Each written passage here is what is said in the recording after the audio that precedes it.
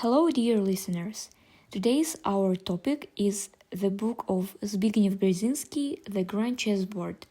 This presentation is prepared by the IR students Aliyeva Ümitay, Nurkalı Ayturgan, Sagınova Malika, Sultanova Ayjarkın, and I'm Rasulova Kiparis. This book is very interesting and quite useful for those who are into the foreign policy. The central idea of the book is the use by the United States of its military, economic, and cultural superiority to maintain control over Eurasia. Why Eurasia? Because Brzezinski views Eurasia as a great chessboard on which US dominance will be asserted and challenged in the coming decades. And the task of managing this supercontinent on the part of America is to prevent the emergence of a rival superpower that would threaten the interests of the United States and their global benefit. Therefore, the formulation of a comprehensive and integrated Eurasian geostrategy is the purpose of this book. Now let's talk about hegemony of a new type. America's current global supremacy is distinctive in the rapidity of its emergence, in its global scope, and in the manner of its exercise. In the course of a single century, America has transformed itself into a power of unprecedented worldwide reach and grasp. America stands supreme in the four decisive domains of global power, like militarily unmatched global reach, economically remains the main locomotive of global growth, technologically retains the overall lead in the cutting-edge areas of innovation, and culturally enjoys an appeal that is unrivaled, especially among the world's youth. And the interesting proof of this America's worldwide influence is that now I am presenting in English.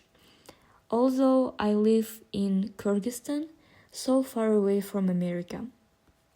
Here you can see the map of America's worldwide influence of its dominance. The places with flags is ocean control of America. Light gray color is political influence, and dark gray it is geopolitical dominance of America. So, a new international order. Let's talk about this. American supremacy has produced a new international order that not only replicates but institutionalized abroad many of the features of the American system itself, like a collective security system, including integrated combatant forces like NATO, regional economic cooperation like Asia-Pacific Economic Cooperation, and specialized global cooperative institutions like the World Bank, International Monetary Fund, and World Trade Organization. Next, procedures that emphasize consensual decision-making, even if dominated by the United States, a preference for democratic membership within key alliances, a rudimentary global constitutional and judicial structure, and but due to the ongoing change in the U.S. foreign policy and the growing power of China, the question inevitably arises: will American global hegemony remain unchallenged in the coming years? This chapter focuses on the powerful idea Eurasia is the main geopolitical prize for the United States. Eurasia holds 75% of the world population, most of the planet's resources, and 2 or 3 most developed regions. Brzezinski argues that controls Eurasia, it means that controls global power. If the United States loses influence in the region, it risks global instability and the rise of rival powers. That's why this area is so central to American foreign policy. Now that we understand why Eurasia is so important, let's look at how Brzezinski visualized it. Eurasia to a massive chessboard where the game of global power is constantly being played. But unlike a normal chessboard with 2 sides, this one has many players: the United States, Russia, China, India, and the others. These countries compete for influence, and each move can change the balance of power. For the United States, it's not just about dominance, but about playing smart, positioning its power carefully, and building strong alliances. And what I find interesting is that United States doesn't need to control the whole world. It just need to know where to be and how to influence through partnerships, diplomacy, and presence in the right regions. Also, the United States global superpower, its control over Eurasia is shallow and limited. As a democracy, America can't act like a dictatorship where casualties and military spending aren't popular. That's why diplomacy and smart strategy are key tools for United States influence. Even in today's globalized world, geography still matters because borders, territory, and national resources continue to shape foreign policy. And strategic countries like Ukraine, South Korea, Azerbaijan act as gateways or buffers. And Brzezinski says that reminds us what physical spaces, military bases, and the access to still define the global influence. So even though like in the digital age, the old rules of geopolitics are still powerful. So what should the United States do? Brzezinski argues that the United States must prevent any one country or alliance from dominating Eurasia. This means that engaging with powerful nations like China or India and supporting the independence of similar but strategic states like Ukraine, Azerbaijan, and South Korea. Only by carefully managing these relationships can the United States protect its global leadership and promote stability.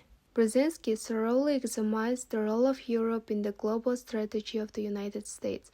He argues that Western Europe is the most important strategic asset for America on the Eurasian continent. Thanks to its political stability, economic strength, and cultural influence, Europe serves as an ideal partner through which the US can advance its interests far beyond the Atlantic. He refers to Europe as the United States' democratic bridgehead in Eurasia. This means that through cooperation with Europe, America is able to project its influence eastward toward Central and Eastern Europe, Russia, the Caucasus, and even Central Asia. Europe serves as a base for expanding liberal values, democratic institutions, and political stability. Strong historical and cultural ties, shared values, and economic interdependence make European countries the most reliable allies of the United States. An important part of strategy is the eastward expansion of NATO and the EU. This helps strengthen democracy and stabilize the region, while also preventing the creation of hostile alliances that could challenge American leadership. The wider reach of the NATO and the EU, the stronger the protection against geopolitical threats, especially from Russia, which may attempt to regain influence. Also, he said that he warned that if one country gains control over Eurasia, it could become a global superpower. To prevent this, the US must stay involved in the region, stop any one power like Russia, China, or an anti-American alliance from dominating, and keep the balance of power. This, he believes, is essential for America to maintain its leadership in the world. After the end of the Cold War, the US was presented with a unique window of opportunity. He warned that if America didn't act quickly and firmly to secure its influence, other powers could rise and challenge it. To maintain leadership, the US needed to stay active in European and Eurasian affairs, build alliances, and strengthen its presence in key areas. He concluded that working closely with Europe was essential, not just as a partner, but as a platform to spread democracy, stability, and counter future rivals. Europe, in his view, was central to America's global strategy. Now let's talk about black hole. After the collapse of Soviet Union, the global balance of power shifted dramatically. One of the world's two superpowers disappeared, and in its place emerged a fragile and uncertain geopolitical space in heart of Eurasia called Black Hole. Russia faced major setbacks, sharp of territorial reduction, loss of access to key seas, collapse of influence in Central and Eastern Europe, dramatic decline in international status, and a deep international economic and social crisis. It was not just Russia's problem, it became a global concern because there were main threats: political and economic chaos, risk of losing control over nuclear weapons, and potential for regional conflicts, especially in Caucasus and Central Asia. In the 1990s, Russia was gripped by economic collapse, widespread corruption, and poverty. The institutions of state governance were crumbling and social despair was growing. One of the most alarming manifestations of this breakdown was violent separatism in Chechnya. The First Chechen War between 1994 and 1996 further weakened the Russian state and showcased its inability to manage internal unrest. But the most serious concern was the nuclear threat. There was Soviet arsenal now under uncertain control, posed the terrifying risk of nuclear proliferation. The world watched closely, fearful of what could happen if nuclear weapons or materials fell into wrong hands. So, what was the role of United States? Brzezinski argued that U.S. should support Russia's transition to a democracy and stability. Why? Because a democratic Russia, integrated into a global system, would be a partner, not a threat, but a return to authoritarianism could Russia into a revisionist power, hostile to the international order. The Eurasian Balkans. This term refers to Central Asia and the Caucasus, regions that, like the original Balkans, are ethnically diverse, politically fragile, and strategically essential. Why do they matter?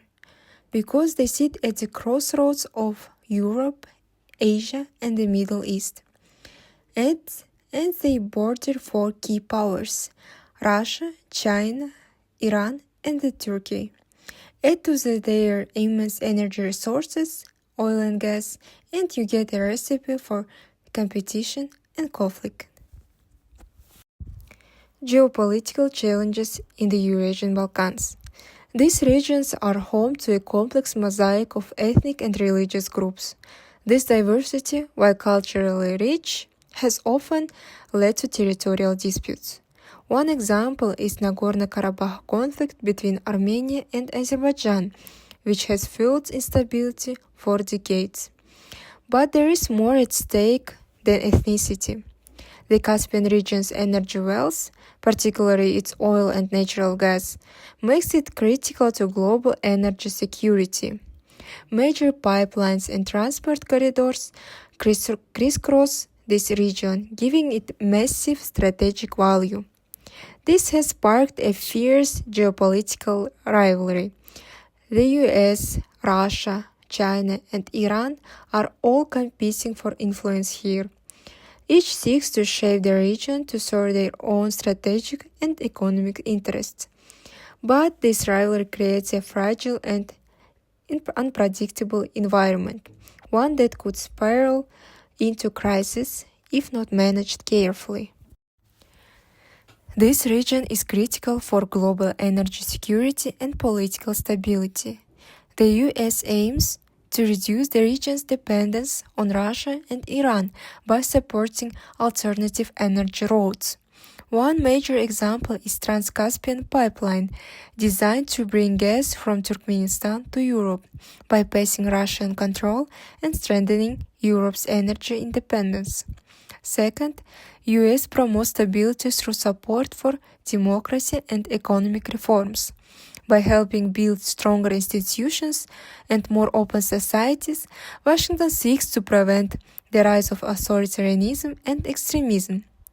The color revolutions in Georgia, Kyrgyzstan, and Ukraine are clear examples of this strategy in action.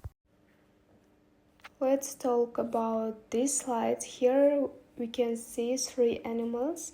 First one, bear, dragon, and lion, and what they are symbolizing. Bear is a symbol of Russia, dragon is China, and lion is Iran. Also, the images emphasizes the idea of geopolitical rivalry, where each animal symbolizes a specific country and its strategic role in the region. We can say that this is the idea of the US confronting its main regional rivals, Russia, China, and Iran. To make it more understandable, I've decided to choose these pictures to explain more deeply. Here we can see that the US should oppose Russia's efforts to assert influence over former Soviet Republic by threatening regional independence and sovereignty. China's expanding presence via the Belt and Road Initiative challenges US interests. The US must support trade diversification to reduce dependency on China. So the last US strategy should limit Iran's influence in regional energy markets and security matters, curbing its political and economic power in the Caucasus and Central Asia. China is described as a powerful country, developing at a rapid pace, and also has a nuclear power which has a strong influence on neighboring Asian countries. Japan. Japan is a country that was ruined because of the USA forces, but also quickly recovered thanks to it. It's a rapidly developing country, but with security problems also because of the United States. Author's opinion. As a result, the authors honestly notes the importance of adaptive cooperation with these countries, considering that the USA and the UK had a lot of time to reach their time, while China and Japan grew in a fairly short time.